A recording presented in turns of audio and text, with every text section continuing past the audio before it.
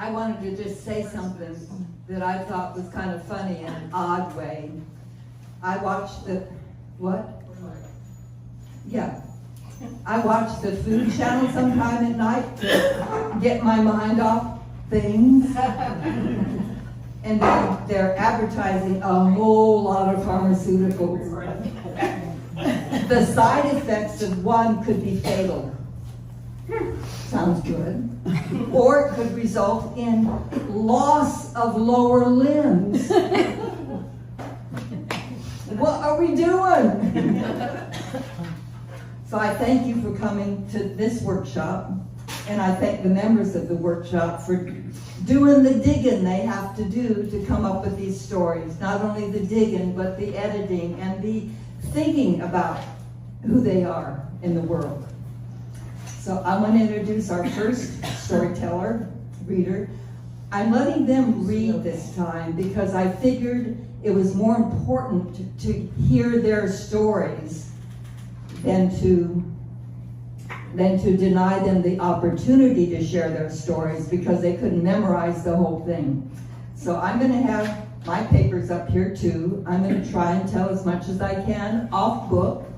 So at any rate, Ruby Simpkins. Dr. Ruby Simpkins is first. I'm going to introduce her with a quote she chose. You know, if the internet went down, sounds like a movie. Welcome to yours truly storytelling. We have 9 voices today who are going to share stories. We work as a group to develop these stories. We meet once a month, couple hours a time, and we all start discovering the stories we want to share because we're listening to other people share, and that might remind us of something. Oh, I know now what I want to share. And as we develop our stories, we comment on each other's stories. I use the word comment instead of criticize because comment literally means think together. So we are thinking together about how I can make that person tell the best story possible. That's all we're doing, thinking together. So at any rate, I'm going to introduce Ruby Simpkins. She chose a quote from Mahalia Jackson. If I can just help somebody as I travel along, then my living shall not be in vain. Welcome, Dr. Simpkins.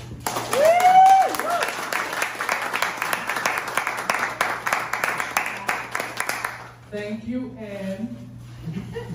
Gotta be close to the mic. My story is entitled A Bayou Legacy. It's about my dad, Charlie Carroll. My dad was born in 1916 in a small Louisiana bayou town of Maringouin. Its very name, Creole for mosquito, hints at the harshness of the time and the beauty of the bayou. In this harsh beauty, Daddy was born into a place defined by segregation. He was the first of 7 children born to Sam and Luella Carroll. Life was unforgiving. Daddy's childhood ended abruptly while in 4th grade when his daddy became ill. He had to leave school to help care for his younger siblings. My dad's days were filled with hard manual labor, working in the oil fields in Louisiana and Texas. But his spirit was unbroken. Though denied a formal education, he gained wisdom from life itself, learning the value of perseverance, selflessness, and the strength of family. And he was quite the storyteller. He loved telling stories about our community. He often told the story of Buster. Buster was a young black boy that lived with his mom, Eliza, at the end of West Oak Lane.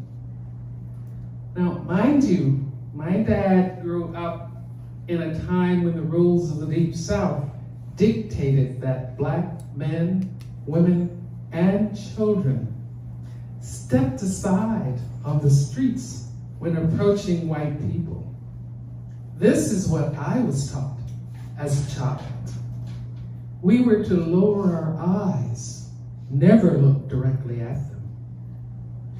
Well, one day Buster ran into his house and hid under the bed.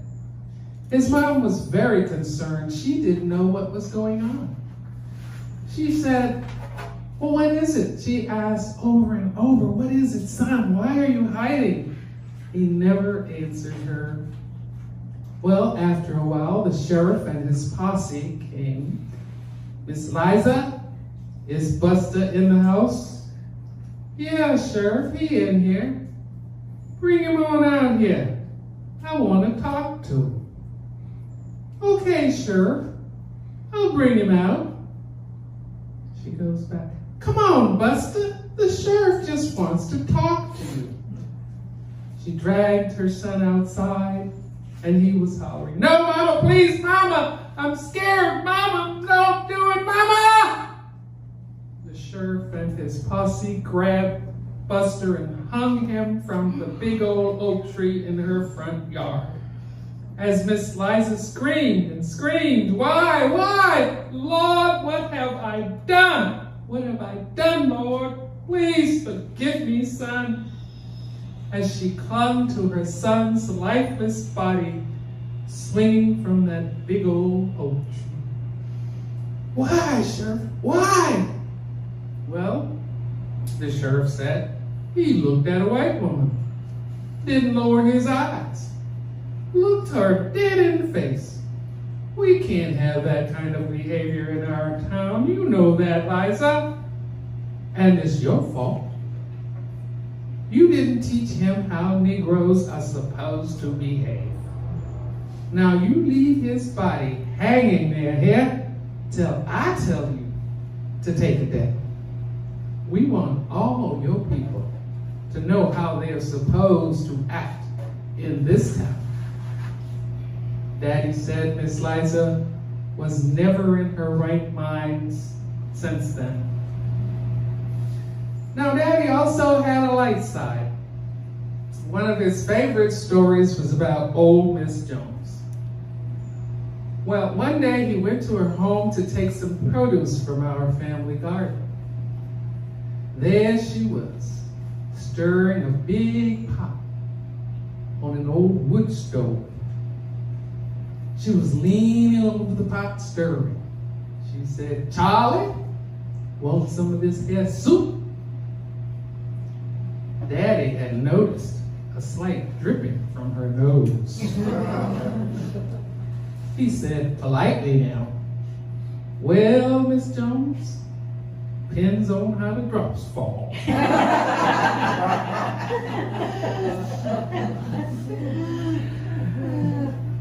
Daddy was a pillar of the Maringouin community. His reputation for integrity and kindness earned him the respect of all who knew him, black and white alike. Politicians would offer him money, trying to secure his vote, knowing that the others in the Negro community would follow his lead. People sought his advice and cherished his unwavering commitment to his family and neighbors. Now, Daddy's lessons helped me so much during tough times. My years living and going to medical school in Boston were very difficult. I had a scholarship which covers tuition, but there was barely enough money to cover living expenses, so I had to work. I had 2 jobs, but even with 2 jobs, my take-home pay was $100 a month. My rent was $75 a month, and I shared a 5-story walk-up with 2 other students. One job was drawing blood from Boston City Hospital's medical wards. It started at 5 a.m. before classes. After class, I worked in the medical school library from 6 until 11 p.m. After closing the library, I went up to the cadaver lab to finish my studying and my dissections. Now, I recall exactly when I knew I had the stuff it takes to become a successful doctor. It was around 2 o'clock one morning while I was studying my cadaver. Now, all the other students had finished studying and dissecting and had gone home to sleep and prepare for the next day. So I was alone with 25 bodies laid out on metal tables. The heads were detached and placed in metal basins next to the bodies. There was a white plastic sheet over each table. And I was just busy dissecting my cadaver when I heard a loud bang, clang, clang, clang. One of the heads had fallen off from the table along with this metal basin onto the hard tile floor. I panicked. I was 21 years old then. I was looking for an escape. I had to pass the table to get to the elevator and the stairs. I also knew I should pick the head up because the students would not be able to use it for dissection if it dried out. So I waited. I'm listening, see if there were any more noises. I noticed that none of the other bodies moved towards me. So I took a deep breath. I walked over, picked the head up, put it back into the basin and onto the table, covered it, and continued my work. I knew if this didn't frighten me away from a profession as a doctor, I had the stuff it took to succeed. So after studying for a couple hours, I caught the bus and rode to my apartment across town, hopefully to sleep or at least shower and change clothes for the next day's activities. So many times I was bone tired. I thought of my dad and what he went through at such an early age. Those memories renewed my energy and determination. Now, Daddy never wanted to fly. He used to say, if I was supposed to fly, I'd have wings. He'd turn around and point to his back. Do you see any wings back there? Even though he did not attend my graduation from medical school due to his fear of flying, I knew he was proud of me. He would walk around town saying, you know, my daughter's a doctor. That's all right. I called home regularly to tell him where I was and what I was doing. He told everyone he met, you know, now Ruby is working at a hospital in New York City. New York City! That's all right. And when I became assistant clinical professor of medicine at the State University of New York at Buffalo, it was, you know, Ruby's teaching other doctors. Teaching other doctors! That's all right. I was indeed fortunate to have a dad who stressed honesty, education, and hard work, who encouraged me to be the best at whatever career path I chose. And he was always there with love and support. This is the Bayou legacy he left for me and my siblings. Not money, nor property. He left even more valuable assets: perseverance, selflessness, and strength of family. And his stories live on. Another one he loved to tell. One he heard from his grandfather, who was born into slavery. His granddad and his buddy old Joe were out in the sugarcane field. Old Joe had to poop. He was working hard, but he got as far as the side of the master's house. He just could not hold it any longer. He was just outside the kitchen door. He pooped. Well, what do you know? Just then, Massa comes out the kitchen door. Old Joe quickly put his hat over the poop. Massa said, "Old Joe, what you got under your hat?" "Massa, I got the fastest animal in the world under this here hat." Massa said, "Well, let me see him, Old Joe." "Okay, Massa, but you gotta look quick, 'cause he pretty fast. You ready, Massa?" "Yeah, I'm ready, Old Joe." "All right, I'll count to 3. And then pick up my hat and you grab it. You gotta be quick. Go ahead, Old Joe, I'm ready." Old Joe counted. A 1, a 2, a 3. And he raised his hat. Massa grabbed a handful of poop. Old Joe said, "I told you he was fast, Massa. He done shitted and gone."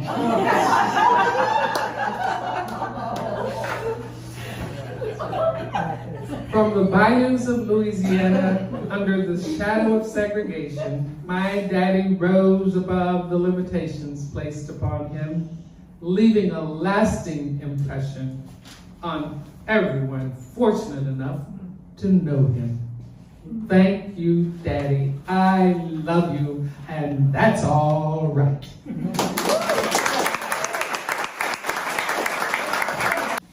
Thank you, Ruby.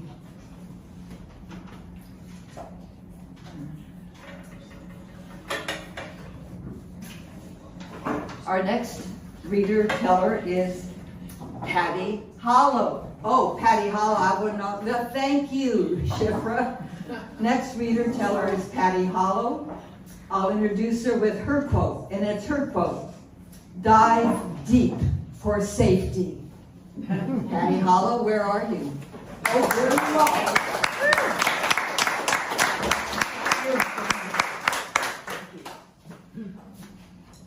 I don't know when I've ever had a heart attack to follow. My story is about 1/8 of Ruby's. No, you need to get closer. Oh, okay. Anyway, this is a hard one because my story is very short and to the point. Okay, there we go. And it's hard following Ruby. That was like a novel. It was gorgeous. Anyway, my story is very short, a very small moment in my life where my life changed just for that one summer, but it meant the world to me. My special summer arrived when my grandmother, Gran, my main guardian and part-time actress, booked an entire summer in a traveling musical. My dad working on location for Warner Brothers most of the time, so I was left alone, and I was pawned off to another grandmother, Nana, who lived on the beach in Venice, where I would be presumably safe. And poor Nana was their only option. Of course, at the time, they didn't know how irresponsible she was. She was the mother to my mother, who had died when I was very young. And I guess that made her qualified for me to be left there for an entire summer. They never knew that she wasn't particularly responsible, and that we lived on her pies, her many pies that she made and left out. I don't remember another meal. I barely remember the pies, but they weren't particularly good, but I had an everlasting taste in my mind for a pie, any kind of pie. So anyway, so they left me, and she wasn't qualified, and she was very, very absent-minded, and I was left on my own for the most part. I was 8 years old, and she was just off the beach. And so every day, I ran Closer to the mic. Closer? I ran to the ocean and was completely unsupervised, of course, but I did absolutely have the best summer I could have ever had. The absolute joy of that time compared to the more sedate and restricted world I had always lived in. That afternoon tea ritual at a boarding school with biscuits and English tea was so boring and predictable. This time, I truly had the summer to myself. That summer was alive for me in a new and exciting way with undisciplined and total freedom. I was much better off then when no one was constantly telling me what to do. Certainly a precursor to the independent person I became later in life. I couldn't wait to explore the big beach, the giant waves, and the pier that was very close by. I was only about 8 years old as I remember it, but I got out of that house lickety-split every day and every moment I could. I don't think Nana ever knew I was there half the time. But on some level, she left me a bit of money on the table, nickels and dimes and pennies left on the nightstand, and I took them and ran to the beach. By the time I woke up, she was already on the pier playing bingo with an odd assortment of mumbling characters that she attracted and paid for. It happened that she was also somewhat rich, although she didn't know it, and just went off to the bank every month or so, as she was told, to pick up a tiny little bundle of monthly cash. It was a lifetime pension from the elderly, wealthy gentleman that she was married to for just a few years before he died, leaving her with 2 children, both of whom died early, one of which was my mother, whom I barely knew. We were like ships passing in the daylight, each on their own secret mission. Once in a while, she would go to the grocery store to make one of her self-proclaimed famous pies, but then she would forget, leave the ingredients out until they spoiled, and I think once she actually did give us a bout of food poisoning. At that point, I did not care. I had discovered hot dogs, cotton candy, and snow cones, and the ocean. A true bounty to a child who was raised on afternoon tea, roast lamb, Brussels sprouts, and absolutely no freedom. A year before that, my real mother had died, and although I wasn't living with her at the time, I really didn't know her well. And everybody always wondered why I didn't act sad. I didn't know her. I was sent to her mother, this poor dear crazy grandmother, which they thought was a swell solution to a bereft mother and misplaced child. My real mother had left us all those years before in a romantic escapade and never looked back. I only saw her once about a year before she died. It was just a vague memory of a plunge on a Navy base as she held me, a child, in her arms. I think she taught me how to swim that day, because from that moment on, whenever I was near water, my heart burst with a desire that I didn't understand. The lure was like a sailor at sea spotting his first mermaid. I just jumped in head first. Which now brings me to the ocean, a block from her house. I jumped in with total abandonment. The day I nearly drowned, I ran into the ocean with the biggest waves of the summer and a worn, broken raft I had found on the beach. It was really tough getting out past them. I went under a few times, but I managed until I was way beyond the breakers, hanging onto this old sagging raft and relaxing at the spectacle. Although I was still spitting up water, it was so worth it all. I could have stayed there all day. Unfortunately, or fortunately, the Ocean Patrol lifeguards eventually spotted me, and out they came in a little raft and pulled me out of the ocean, protesting all the way. They gave me a stern lecture, asked me where my mother was, and pointed to a house on the boardwalk nearby. A bit of a lie, but they believed me when I said I would go home, but I didn't. Instead, I waited until they left, and I dug up my money from where I buried it and walked to the pier. This is where I had my first hot dog, a miracle food, a true delight, and a forever addiction. It was a day of special firsts, and I lived off that joy and freedom for years. When my ordinary, restricted life at a boarding school claimed me for the next few years, I pulled out those memories on that special day and held on to them like a life raft.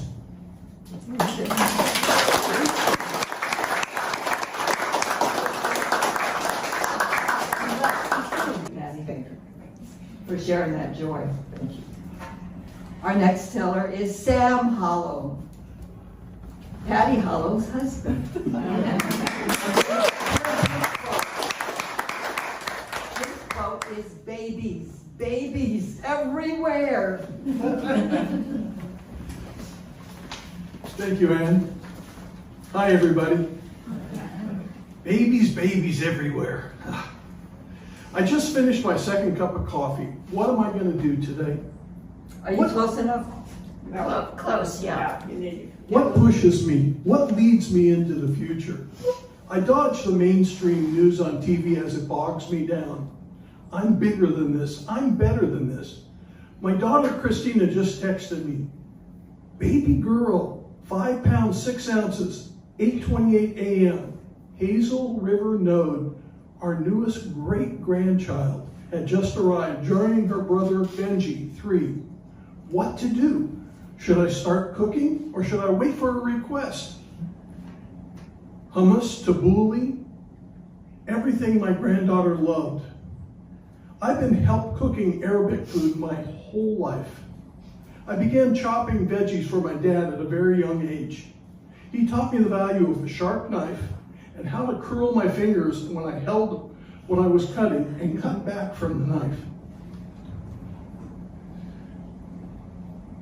From my mom, I learned measuring and seasoning. The best was when my grandmother, Nana Hakim, would come by. She had lost her eyesight early on, and cooking with her was such a pleasure. She would cook and pray at the same time. It was magical. Having raised many children, she needed to be part nurse, part healer, part psychologist, and clairvoyant. One time I tried sneaking into her cupboard where she kept the matmoul. Matmoul is a walnut-filled cake made of sugar and honey. Sammy, is that you? What, Nana, what? Get out of that cupboard. Those aren't for you. How did she see me? But she knew. She always knew. I inherited some of her cookware and her utensils. Now when I'm prepping and cooking, she's right there with me. Okay, Sammy, a little more cumin, a little less salt, and garlic. Remember the garlic. You know, Jitto keeps a few cloves of garlic in his jacket pocket and he breaks it like candy and pops it in. He never catches a cold. Nana had birthed 12 children, who gave her 32 grandchildren. Many Sundays after church, we gather at Nana and Jitto's house in South Central for a family meal. The women in the kitchen, kibitzing, the men out on the front porch playing backgammon and smoking the hookah. My dreams bring me back to my daughter, Christina. I was in there in the delivery room with her for her first child at St. Joseph's, Burbank. Standing by her side, we're using a machine, and I could see when the contractions would come on. We were using a technique of riding a bicycle, so I tell her, pump harder, breathe harder. And then as I saw the contractions fall off, I'd say, okay, now coast. And I dab her brow with a damp cloth. After 6 hours of heavy work, Violet Sky Asher crowned and made her way to us. We were emotionally spent, and soon with my wife Patty went home, only to be awakened early the next morning. As they were leaving the hospital with the well baby check, she stopped breathing. They rushed her back in, put her in a breathing machine, resuscitated her, and gave her phenobarbital, which she needed to stay on for 6 months. That name, Violet Sky Asher, was eating at me. And I told everybody, we have to have her baptized right now, and her baptismal name has to be Teresa, Terra for the earth. She needs to be grounded. The name was an invitation to go right back out. That name had come from her father, Rich, a 6'4", long-haired guitar player. And it was a dream he had of a girl on a horse with a purple background. Therefore, Violet Sky. As a youth, she behaved very well. As a student, she excelled in both cross-country running and karate. They always put her up against a boy that was much taller than her, and she'd kick really high and make him cry. When she was 24, She married her boyfriend, Alex. I got to be the minister. 9 months later, her baby, Benjamin, was born from cesarean section because of preeclampsia. He needed to stay in the NICU weeks while his lungs developed. Now at 3, he's extremely rambunctious. What to do? Our granddaughter Brooke just called, on her way to St. Joseph's, delivering her second child, a baby boy, Bodie Jack, 8 pounds, 7 ounces, joining his older sister, Ruby, who just turned 2. 4 great-grandchildren and counting. Love, Jendo, and Grammys. Thank you.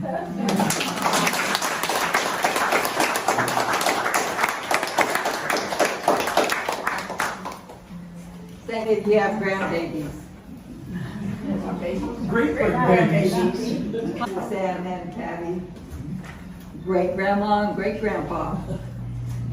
The next teller is Eileen Fiore. Going to introduce her with her quote.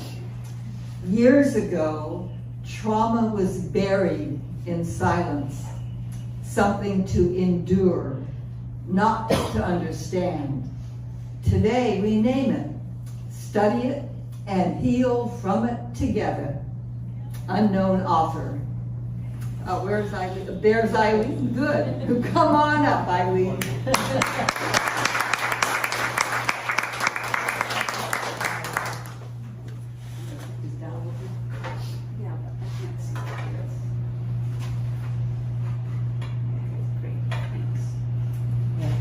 Hi, everybody. Step in to it. Good. Good? The mic. Yeah, thanks, Ann. Eat the mic.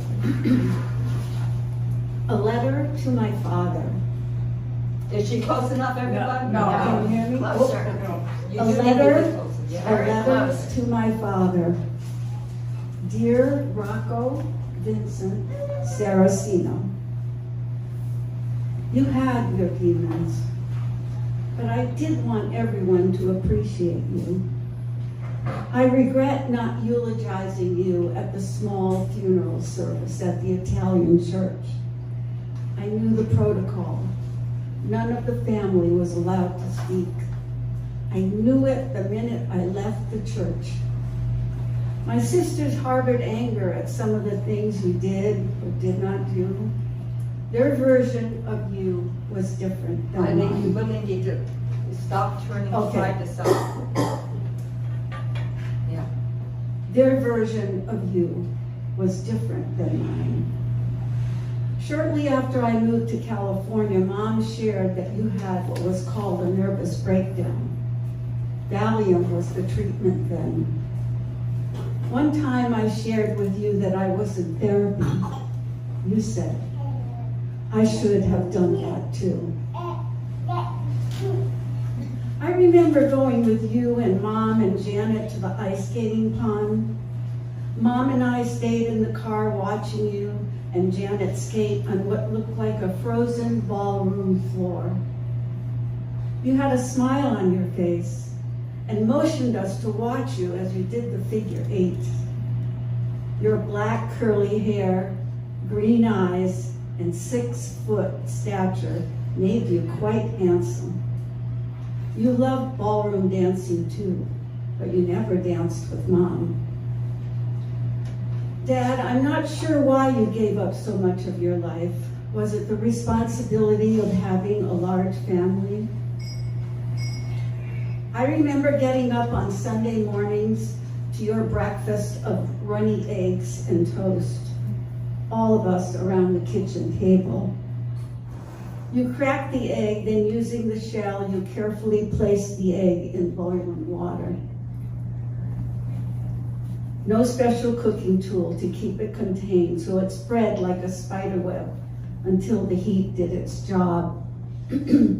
I hated the way you cooked eggs, but ate them anyway. They were never cooked to my liking, but loved dunking the Italian bread toast in the soft, yellowy yolk. Usually after eating, we would get ready for church, but not you. You went to visit your cousins in Barrington while we were kneeling on the hard wood reciting the Our Father. In the warmer weather, you sometimes waited for Anthony and me to return from church and took us with you fishing. I loved those times. Fishing at the clay bank where a freshwater stream passed through. 3 of us would walk through the low-lying trees and bushes, bending over so the branches would not hit our faces. If we were still, we could hear the soft sound of the running water. Learning how to put a worm on the hook of your fishing pole was, to say, a challenge. I did it because I wanted to see the look of approval on your face. I loved those times. Your eyes would actually shine. It was a nice look. Anthony would just scrunch his nose and say, "Yuck, let Eileen do it." I wonder if you realized how much fun that was for us. I never told you. After the fishing, we would go to visit your uncle and cousins for a few hours. If it were warm enough, we would sit outside under the small grapevine. You were happy and would talk in an animated way. Coming home, Mom had a big pot of gravy on the stove with meatballs the size of hand grenades.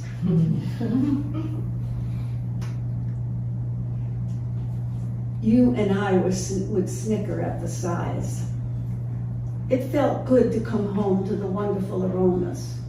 If we could, a nice slice of Italian bread dunked in the gravy was the prelude to a sit-down Sunday afternoon dinner. Sometimes just us, but frequently other visiting family members. You always bought 1 bottle of ginger ale. That was only for Sunday drinking. There was barely enough to go around. We always knew you were cheap. You were the man in the family and we always deferred to you. Anthony would say that when you took the dollar bills out of your pocket, the eagle would squint because of the bright light.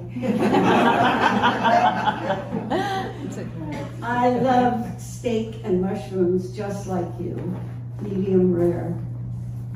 Those meals you prepared with mushrooms you picked with Aunt Linda on an early rainy morning some months prior were the essence of gourmet. But we didn't know it. And your habit of squeezing lemon juice over the steak, well, guess what? I do the same thing. And then you loved soaking up the meat juice mixed with lemon juice with a piece of crusty bread. And guess what? I do the same thing, but only at home, never in a restaurant. Obviously, bread was always an important part of all our meals. You worked very hard at the cotton mill. You would wake up at 2 in the morning. Mom was there. She always got up with you to make sure you had lunch. Us kids could hear the arguments about money. There was never enough. That terrible morning shift, how did you do that day after day? You never complained. When I got home from school, I would find you napping in the brown flowered wing chair in the living room. We had a sofa, but you didn't use it. It was as though you needed to sleep, but you felt guilty about actually stretching out in any kind of comfort. I loved seeing you there. While you napped, I would go to the kitchen table to eat Hostess cupcakes I had bought at the corner market with 10 cents I was given for the day. The big glass of unpasteurized milk that came straight from the dairy was icy cold. After your nap and my cupcakes and milk. I would go to my room and you started dinner before Mom came home from work. It was a routine that went on for years. After dinner, you and Mom would stay at the table. I recall a conversation the two of you had about the mills closing down and moving south, a harbinger of the impending future for the cotton mills. I was worried about how stressed you both were. Children hear more than they should and more than their young minds can handle. You said you would make $33 for 3 days' work. You never knew my anxiety. I wish I could have met your beautiful mother. You always told the story about how proud she was that you had a job at the cotton mill at 14. But then she died shortly after of consumption. You were always trying to bring your 11 brothers and sisters together as adults. They were so wounded when your father allowed his new wife to ban you and them from your home. Oh, I cannot imagine the pain of that and the fear that accompanied that pain. Your father, and years later, your favorite brother, committed suicide. I understand now why you were so unhappy and angry.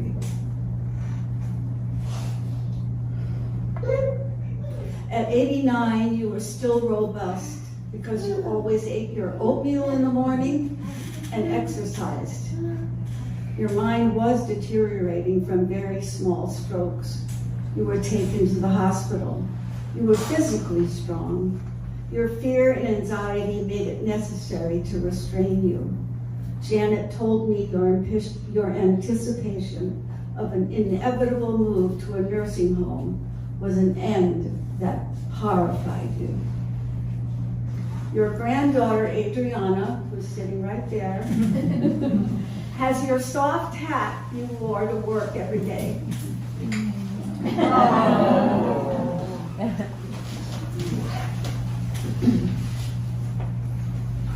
You should know that it is hung with love in her bedroom. This is my eulogy for you. I loved you more than you ever knew. Your daughter, Eileen.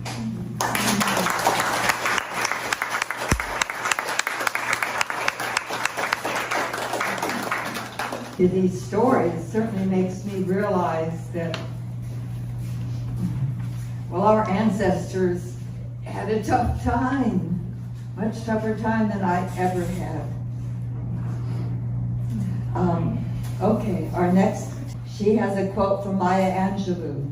You may not control all the events that happen to you, but you can decide not to be reduced by them. Maya Angelou. Welcome, Lydia Mock.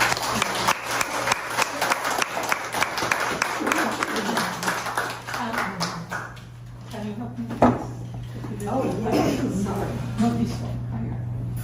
Higher? Yes, a little higher. For the, there we go. Okay, great. We'll do that every time. Thank you. And then, is this okay? I think so. Just Yes. stay close. Okay, I will. The title of my story is Driving Me Crazy. I'm picking up my husband Dave in Thousand Oaks after he had eye surgery. I'm driving us home to Camarillo on the 101 freeway, and I drive like the typical old lady. My hands are tightly holding the steering wheels at 3 and 9 o'clock, and I'm following every safety and speeding law. All of a sudden, I begin to sweat. I have difficulty breathing. My heart is beating faster than a Mad drummer. What's going on? To distract myself, I grabbed a piece of chewing gum and turned up the music, but that didn't work. I started to pray so we could make it home safely. I think I'm having a panic attack. Dave isn't aware of what is happening. He's still feeling the effects of some mild anesthesia. His left eye is covered with a bandage. Then he started telling me all the details about his surgery. My doctor got into my eye. I quickly interrupt him and tell him, can you please save this conversation for when we get home? It's too graphic for me. Of course, he apologizes. Now my mind is having a cascade of intrusive thoughts. How long more? What if I pass out? Should I pull over? Should I tell Dave? Then silently I try to motivate myself. Come on, Lydia, you can do it. It's only 20 more minutes. Keep driving. Oh no, here comes the dreaded Conejo grade. Well, at least it's downhill. Why are people going so fast? Why are they so close? After making it down the grade, I thought I would feel better, but no. About 5 minutes from my house, the symptoms are worse. We finally arrive home. Then I explain to Dave what happened. Dave embraces and comforts me. My whole body hurts. I'm so exhausted that I go to bed. I think, well, maybe this is happening because I'm under a lot of stress. There are too many of my loved ones having serious issues. For a couple of days, Dave dragged me everywhere, but it feels that I lost my independence, plus Dave had his own things to do. I know I have to drive again. I start one step at a time. I drive to places close by. I was doing okay. The fear is over. Or maybe not. 2 weeks later, a friend invited me to a birthday party in Ojai, which is about 45 minutes from my home. It's going to be so much fun. Unfortunately, as I'm driving there, the panic attack symptoms start again. I didn't make it to Ojai. I feel defeated. What's happening? This time I'm alone, and I'm going to do something fun. There's no stress. I haven't had an accident in many, many years. I don't understand. I'm back to square one. I'm not driving. That means I have to depend on Dave, which is not fair.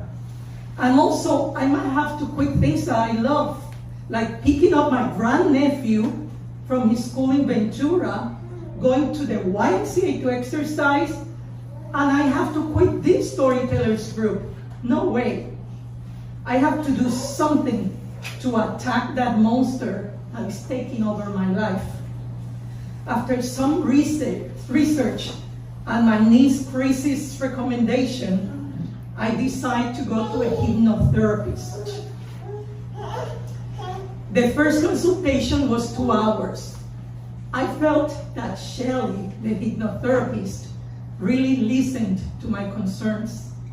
My main fear is driving for more than 30 minutes in a freeway at 65 miles per hour. Shelley asked questions and assured me she could help. Shelley tells me that 12% of our thoughts are conscious and 88% are subconscious. This means the majority of our mental activity happens below our awareness level. From Shelley, I learned that the fear I have of driving is out of proportion with reality. If I stop driving, it's going to get worse, not better. Besides breathing exercises and other wonderful techniques like tapping or pulling my lobe to relax, Shelley gave me several other suggestions that I think I can share with you because they are really easy. The first one is to use positive affirmations such as, I'm a good driver, I'm going to be fine, let the subconscious drive. Second, I do breathing exercises.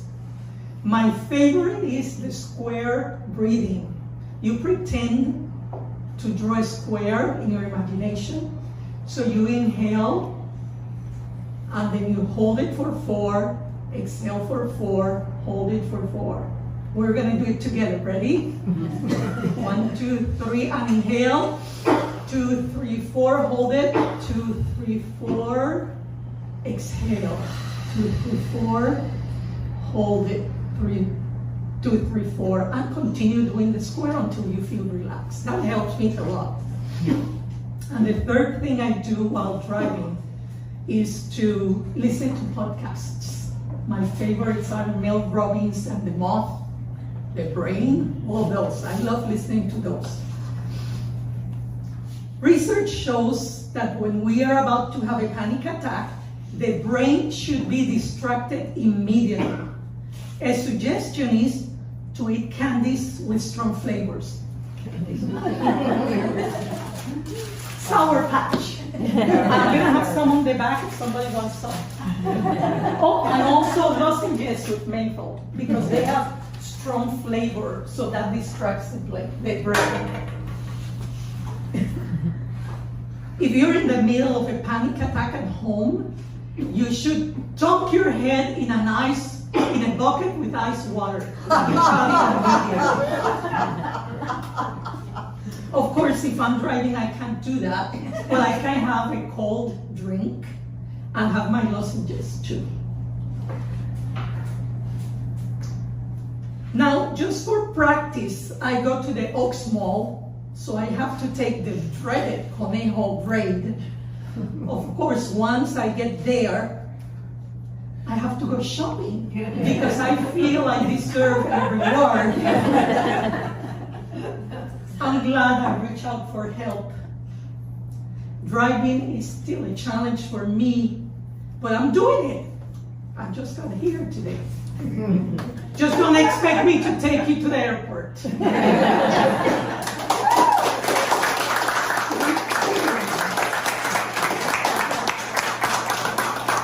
Oh, thank you, Lydia. Okay, our next teller is Karen Miller, and I'm introducing her with a quote she chose from a movie called Home of the Brave. If you can talk, you can sing. If you can walk, you can dance. Come on, Karen.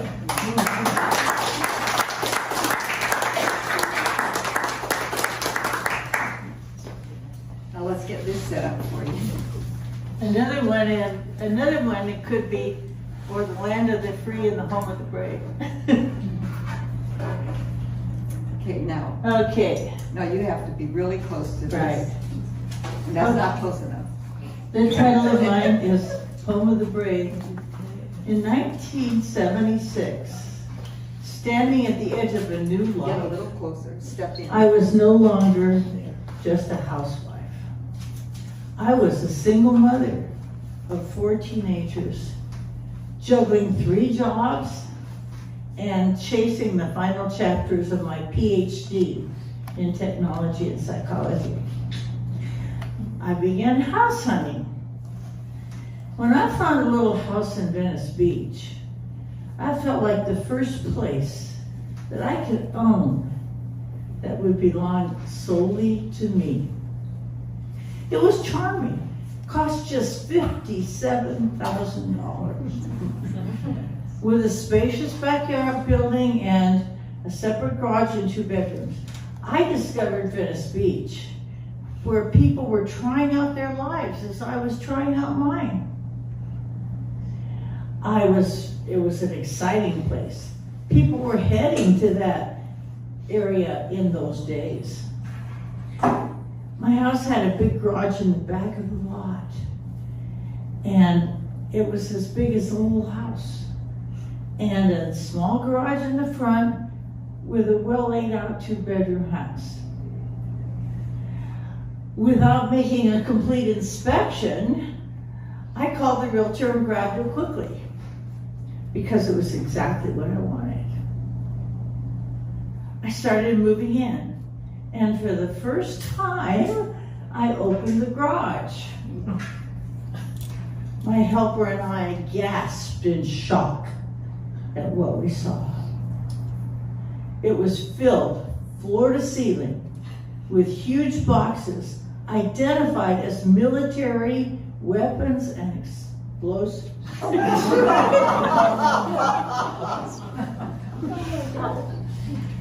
The realization that I own these dangerous weapons, stamped U.S. Army, was beyond shocking. I had no idea why they were there or how they got there, but the danger was undeniable. My friend said, you know, you're in a pretty dangerous situation. People get arrested and put in jail for possessing government weapons. I told him I had seen this result after working in the aerospace military development for several years, because once one of my cellmates, the FBI just came in and grabbed him by the armpits and dragged him out, ostensibly for something that he had and shouldn't have had. So this decision, what to do, was entirely up to me. I called the first military base I could find, which was Fort Ord, and I asked them to come and get the weapons, the boxes. I got a flat no with a denial. This is not our responsibility. I was told. Living next to boxes labeled explosives in danger, it was unthinkable. So I needed to act. At nearly 40 years old, I had little experience in handling dangerous situations. The dump would not take those weapons. I feared getting into serious trouble as a spy or criminal. And I only had one option: return that stuff to the Army. So, Fort Ord was located about 350 miles north of us, near Monterey, and I just went quickly and rented the largest U-Haul truck I could possibly find, and my friend and I loaded it with these entire contents of my garage, which filled it to the brim. We told no one what the truck was carrying. Terrified of this load, I drove slowly and carefully, never stopping, sticking to back roads, and obeying every single traffic law. If police stopped me, I imagined being charged with being a spy or something, treason or something, so I immediately would be arrested and my family would never know where I am.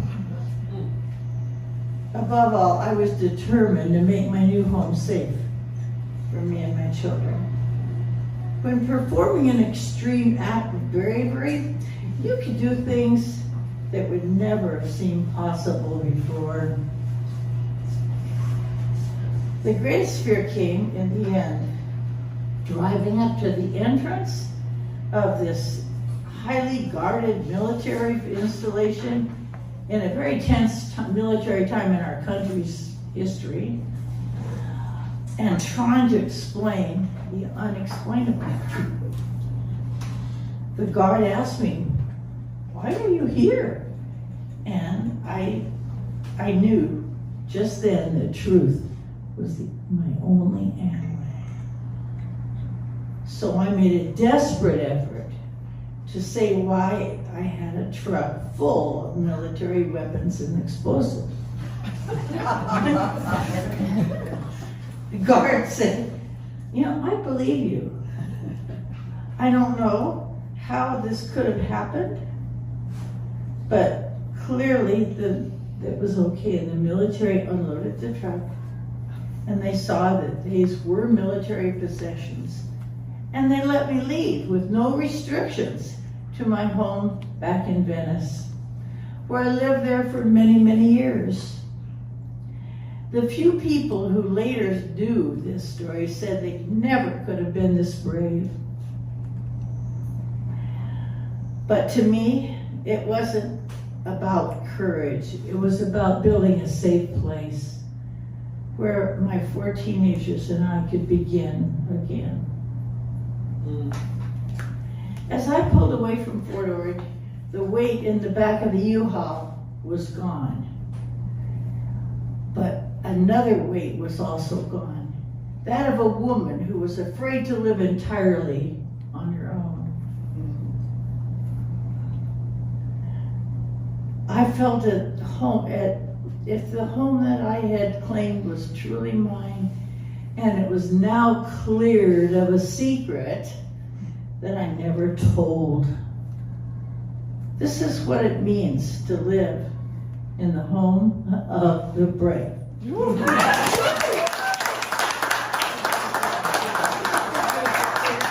Okay, thank you, Karen. Our next teller is named Shipra Wilder. And the quote that she chose is from Ralph Waldo Emerson. To be yourself in a world that is constantly trying to make you something else is the greatest accomplishment. Welcome, Shipra Wilder.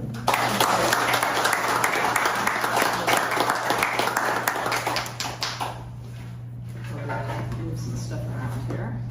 Yeah. Down.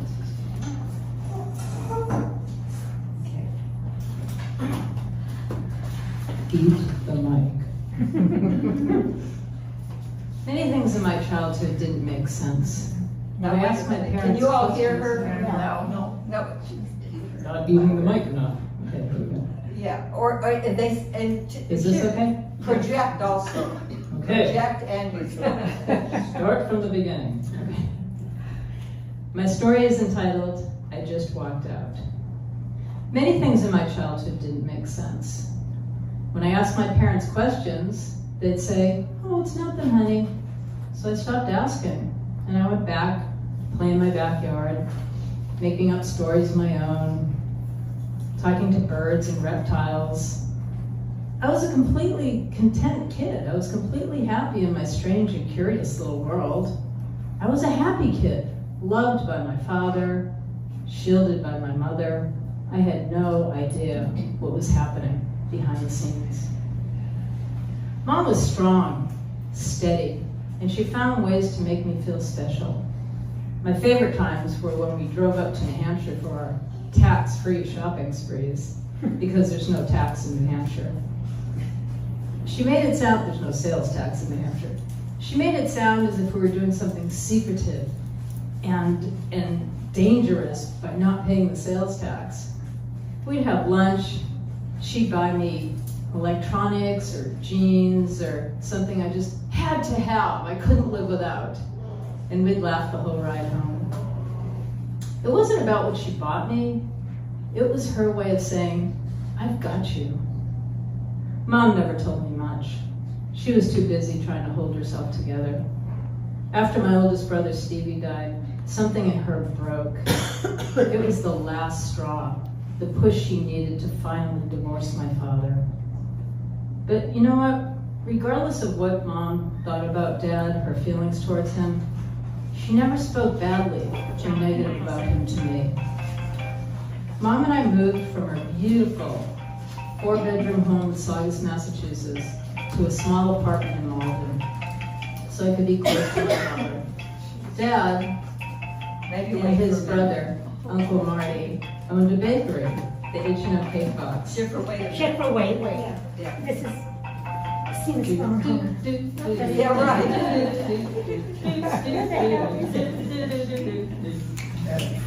Okay. I'm almost ready.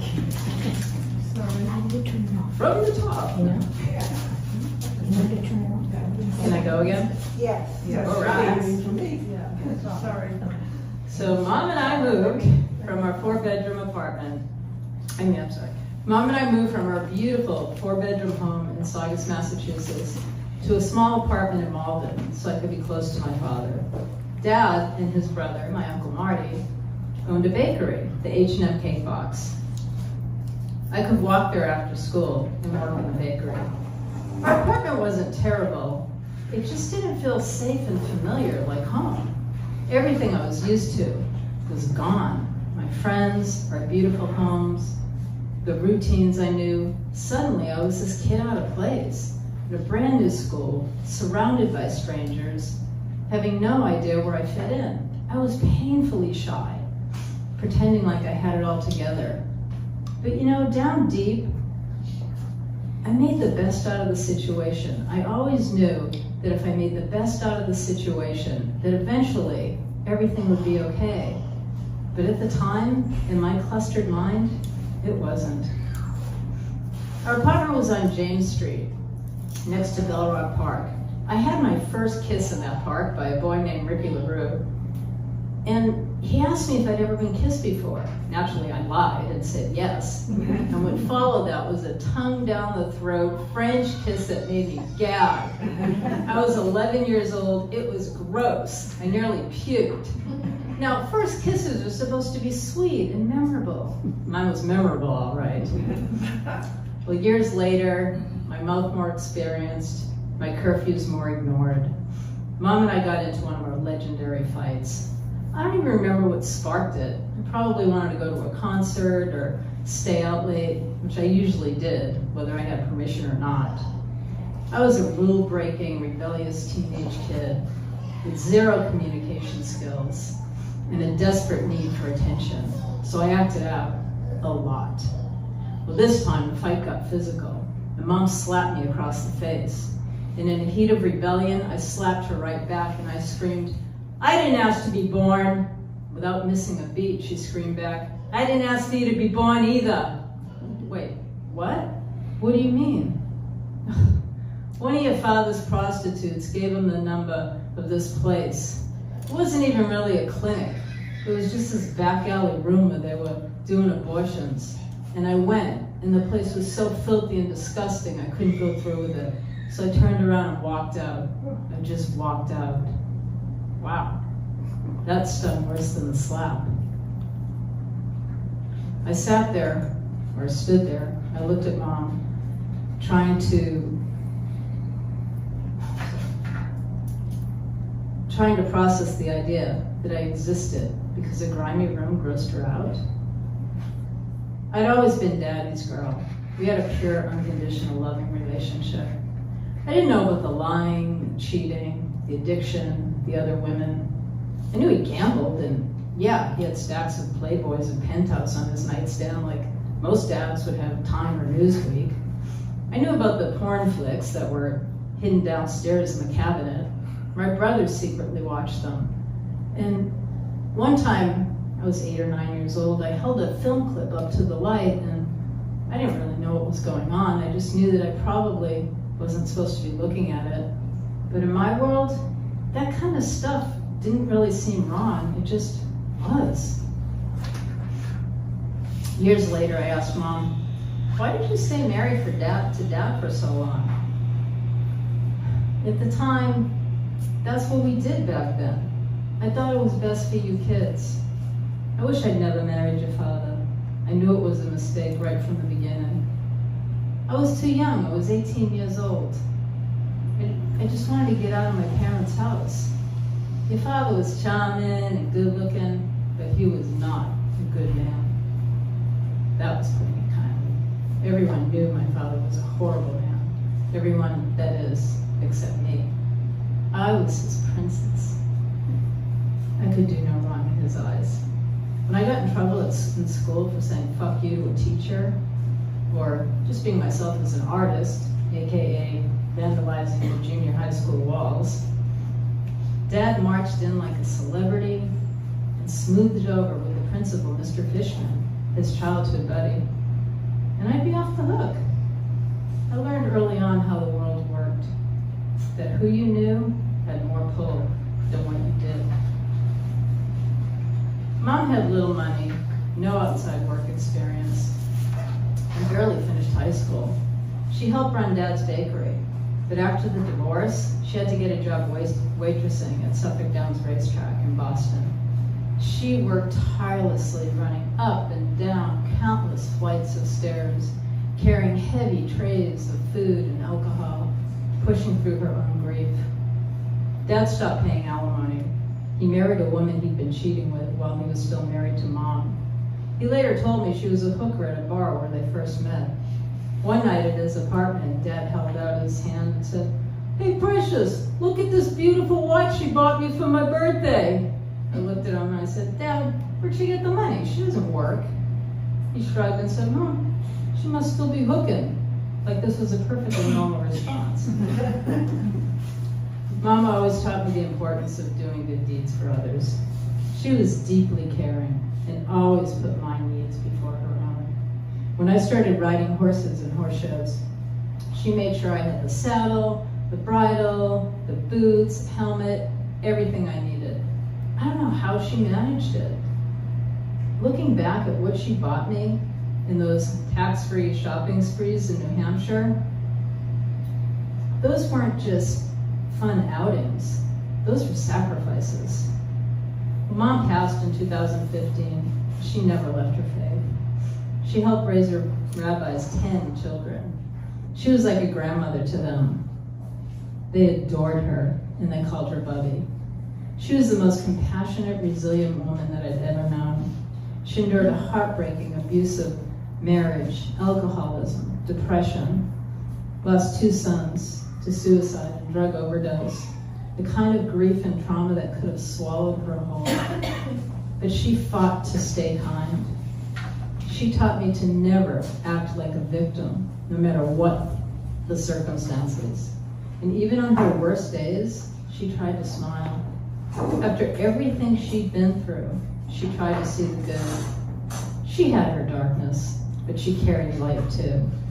And near the end, she adopted that attitude that she'd instilled in me all those years ago. Just make the best of the situation, and eventually, everything will be okay. Even when it wasn't. It wasn't about the situation, it was about how she chose to face it. And those years ago, when she walked out of that filthy back alley place, she made a choice. And sometimes the strongest thing you can do is walk out. Because when she did, she walked toward me. And if she hadn't, well, you'd have one less story tonight.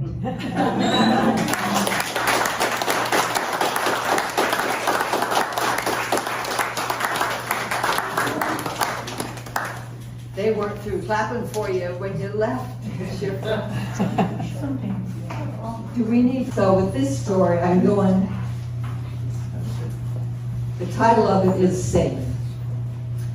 Once upon a time, I asked a friend, when do you feel safe? And I was unprepared for her answer. She said, never.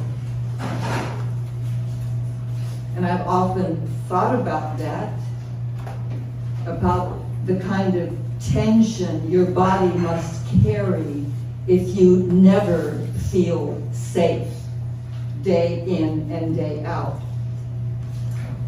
So I thought about when I felt safe, because I do feel a sense of threat in the air now. So it was important to me to go back and wonder, well, what does make me feel safe? And I realized I felt safe in my neighborhood in Yuma, Arizona, where I grew up. I was 5 when we moved into that house, didn't leave that neighborhood till I was a sophomore in high school, just moved into the other part of town. So I grew up there in a neighborhood with 2 Catholic families, which meant there were a lot of kids. And a Jewish family, and us. Oh, WASPs. Good old white Anglo-Saxon Protestants we were. But at any rate, us kids, we didn't know anything about religions and what's there, all we did is play together. We wanted to play together. So the feeling I had in that community was that all the parents knew about all of us in that block. They cared about all of us in that block. I know I was sent to camp one summer, and I was very unhappy. I went to camp because my parents were going to be out of town for a month. And I wrote my cross the street neighbor's mother. I wrote her because I didn't know my parents' address. They were in Europe. And she answered me. I mean, she cared for me how often does that happen? I don't know how often it happens today. But I'm telling you, I felt cared for in that neighborhood. The kids would go out and we'd just play. We'd ride our roller skate on the sidewalk, ride our bikes in the street, play ball in the empty lot across the street. And when we heard Big Al whistle, Big Al was the father, the Catholic father of the family a couple doors down. And he would whistle his kids home at night.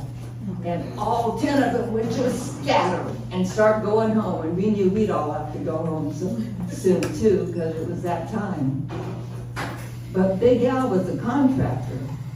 He also put a cold water fountain on his porch. Now in Yuma in the summer, it's in the hundreds all the time. Every day it's in the hundreds. So we wanted cold water, and we would just stream into that house. We didn't need to call first and say, can I come over and get a drink of water? We just streamed in and out of that house all day long to the porch, stepping on that pedal, that cold water shooting up into our thirsty mouths. So with the roller skating, we were learning how to play together, which served us well for learning how to live together later. Because we not only played together, of course, we fought together and argued together too.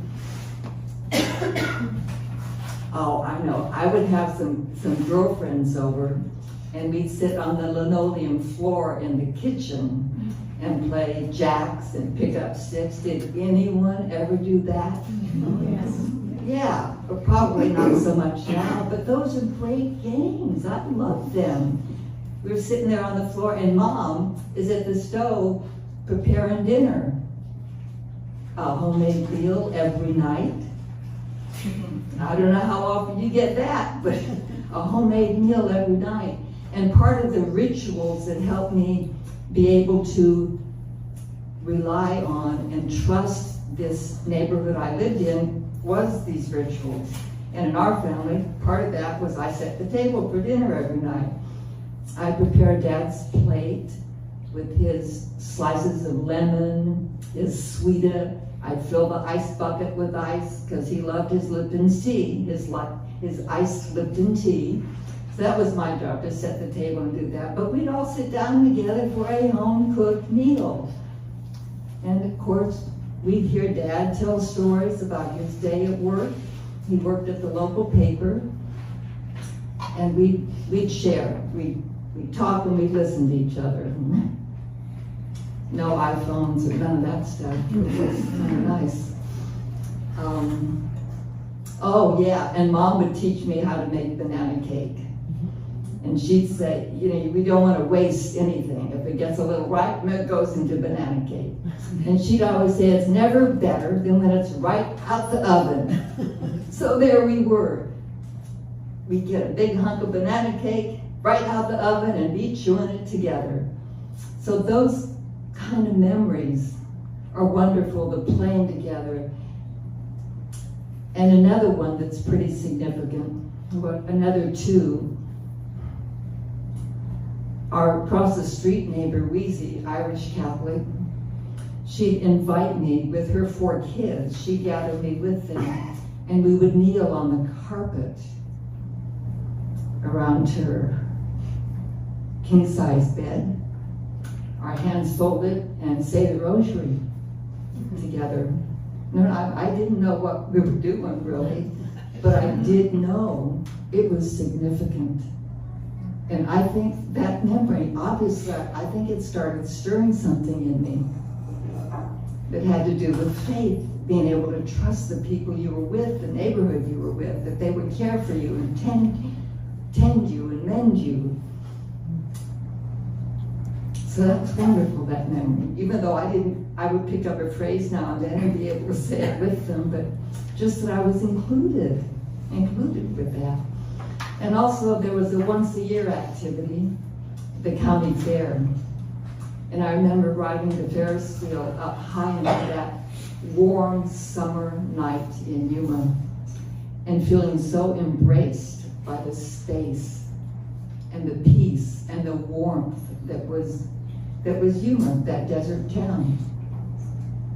And somehow my body internalized that and knows that I feel safe when I'm in that kind of environment.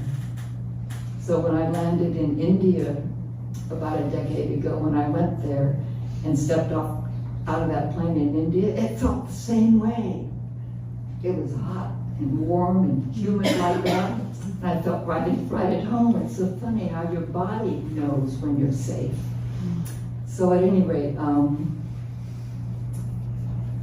I wondered if that safety translates at all to today. Because I ran into a man on my morning walk, and he said, my head exploded again. I looked at too much news. I need to go within. And I'm staying there. Amen. And I thought back to those times around the bed saying the rosary and knew that there was something in me, some faith that has since then built. But it's a ground of my being that I can go there and stand there and know that, you know what, we'll make it through, like I guess your mom told you, well, your mom said it'll turn out was your lesson, but I just know I can make it through. And I learned how to live in community and what that meant to me by being raised in that neighborhood. And I know that I'm going to continue doing that where I am now, because of course I moved to LA, a little different from Yuma.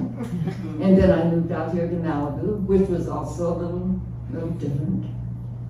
But I know I'm going to continue to try and create moments where people can be together in community so we can begin to comprehend where we're all coming from. Because when I spoke to my husband recently, he has some social anxiety. And I think some of it comes from being a Vietnam vet, because he said when he's in social situations, people all around him, and in Vietnam, you had to be aware who was around you, because they might blow you up.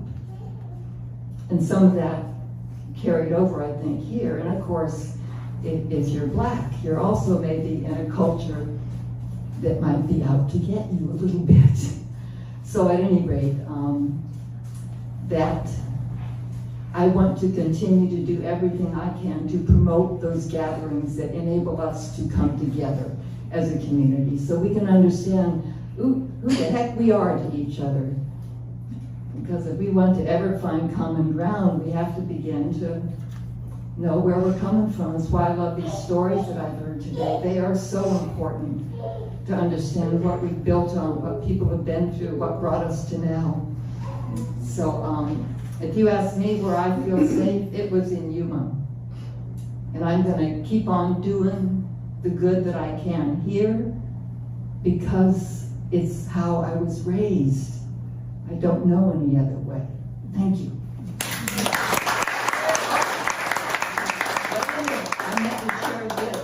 I saw this quote from Chief Plenty Coups of the Crow Nation. He died in 1932, but before he died, he said, when the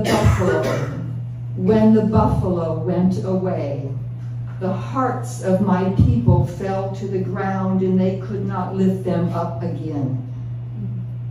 And we are in some times where our hearts might fall to the ground. And that's why we need community to help us, each other, lift up again. I want to welcome our last teller reader, Debbie Palmer Siegel. She has a quote from Maya Angelou. I've learned that people will forget what you said. People will forget what you did, but people will never forget how you made them feel. Welcome, Debbie.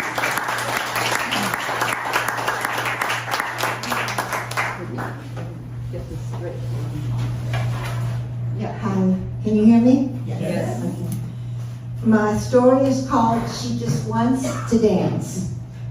The first blues song I fell in love with was Billie Holiday's My Man.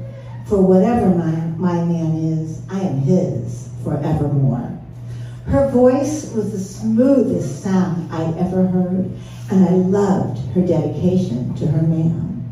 My Nana knew Billie Holiday, and she told me Billie sure did love that piano man almost as much as she loved her reefer.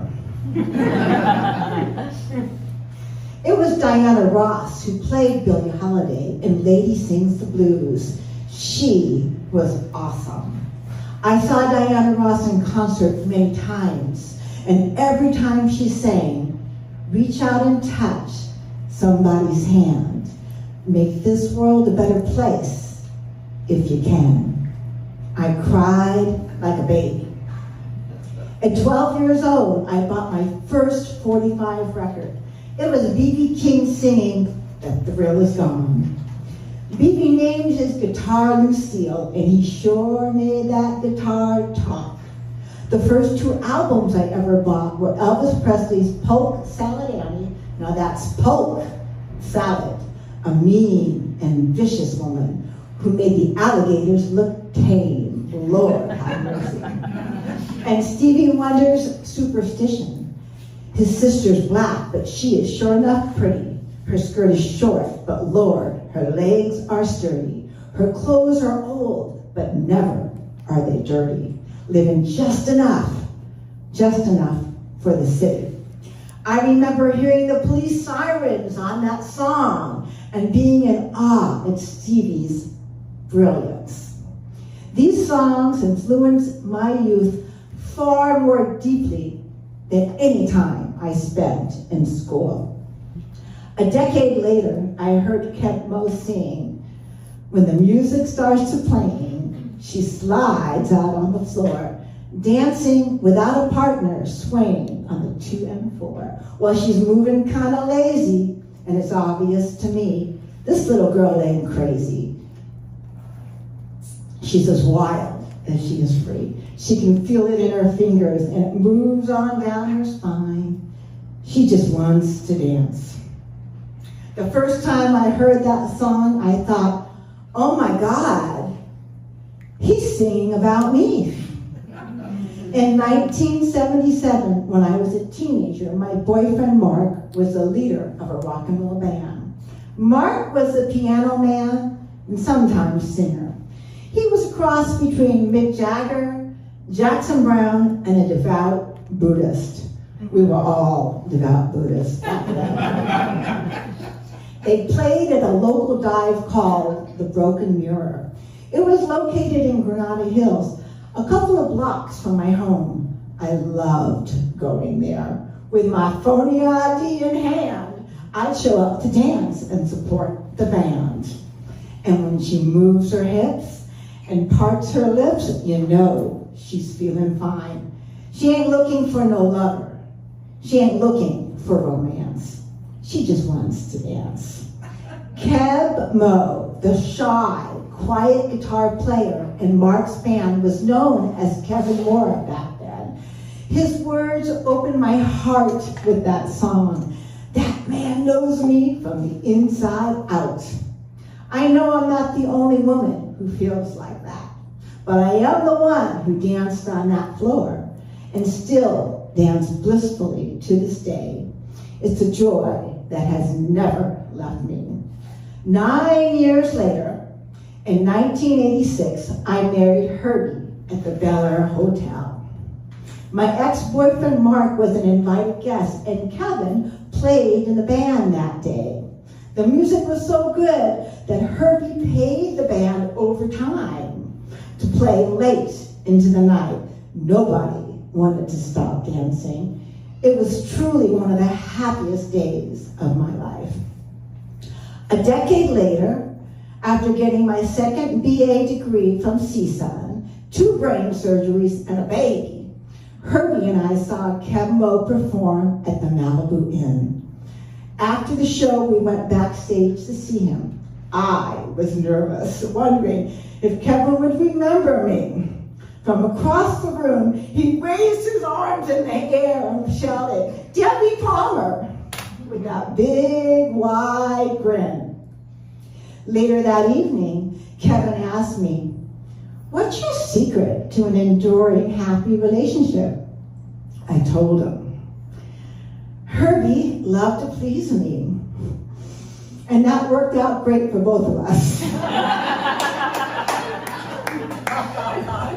It took me years, but I finally asked Kev Moe, "Did you have me in mind when you wrote that song?" He smiled, he tilted his head down and said, "Yep." But even if he didn't, would he have told me? My mom and 3 sisters all had beautiful legs. I grew up hating my big fat thighs. I refused to attend PE in junior high and high school, even though it was my favorite class. I love exercise, and I've always considered health as wealth and movement as medicine. But because of my shameful big fat thighs, it was out of the question. I would never wear shorts in public.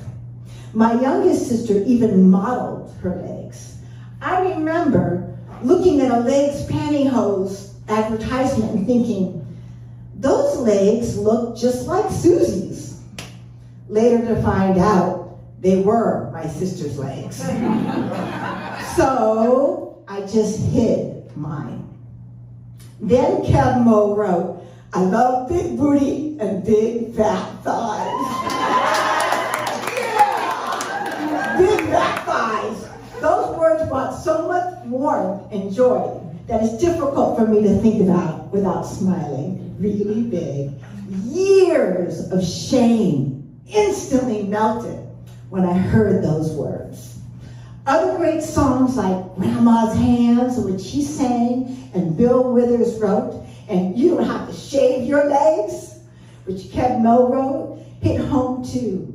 In so many ways, music has not only improved my life, but saved it. I feel I am more accepting of myself because of the words of a song. Words so comforting that instead of feeling shame of who I am, I feel joy. Words not only loving and true, but sung in that bluesy way that make me want to dance. As Bruce Springsteen wrote in My City of Ruins, I pray for the strength, Lord, with these hands. I pray for your love, Lord, with these hands. All right, with these hands. Come on, rise up. After all, it was Woody Guthrie who said, a good song can only do good. He also wrote, this land is your land. This land is my land. From California to the New York Island. Being born in New York and now living in California, these words hit home. Words that bring pride and joy and tears to my eyes. The song was originally written as a protest song and reminds me it's time to rise up. And words that inspire never die. Written by Bob Dylan. And yes, how many times must a man look up before he can see the sky? How many ears does one man need to hear people cry? How many deaths will it take till he knows too many people have died. The answer, my friend, is blowing in the wind. The answer is blowing in the wind. Now, more than ever, I am called to rise up. Now, more than ever, I am grateful for words and music that inspire me to stand up for our rights and our freedoms. Those songs are still flowing, and I am still dancing.